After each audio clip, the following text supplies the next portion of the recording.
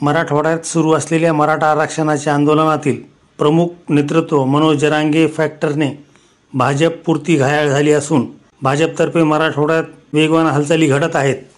आगामी विधानसभा निवडणुकीच्या अनुषंगाने सर्वच राजकीय पक्षांच्या हालचाली सुरू झाल्या असून राज्यात महाविकास आघाडी विरुद्ध महायुती असा सामना रंगणार आहे.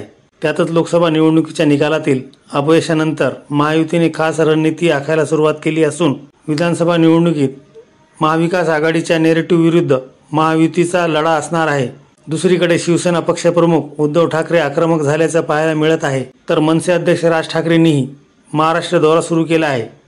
त्यातच आता उपमुख्यमंत्री देवेंद्र फडणवीस यांनीही मराठवाड्यातील भाजप आमदारांची बैठक बोलावली आहे.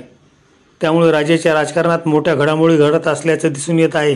राज्य सरकारचा मंत्रिमंडळ विस्तार रखडला असून विधिमंडळाच्या पावसाळी अधिवेशनापूर्वीच मंत्रिमंडळ विस्तार होणार असल्याची चर्चा होती. मात्र आता विधानसभा निवडणुका तोंडावर आल्यामुळे मंत्रिमंडळ विस्तार गुंडाळला जाण्याची शक्यता आहे. त्यामुळे मंत्रिपदासाठी इच्छुक असलेल्या आमदारांची मात्र गोची झाली आहे. त्यातच विधानसभा निवडणुकांना कसं सामोरं जायचं याची रणनीती सर्वच राजकीय पक्षाकडून आखली जात आहे. लोकसभा निवडणुकीत भाजप महायुतीचा झालेला पराभव विधानसभेला भरून काढण्याचं आव्हान महायुतीतील पक्षांना आहे. त्यातच मराठा आरक्षणाचा मुद्दा कळीचा बनला असून त्यामुळे मराठा आरक्षणाचा मुद्दा सोडवण्यासाठी महायुती प्रयत्नशील आहे. लोकसभा निवडणुकीत महायुतीला मराठवाड्यात मोठा फटका बसला असून मराठवाड्यातील 8 खासदार महाविकास आघाडीचे निवडून आले आहेत. त्यामुळे आगामी विधानसभा निवडणुकासाठी ही चिंतेची बाब असल्याचे लक्षात घेऊन भाजपकडून आढावा घेतला जात आहे.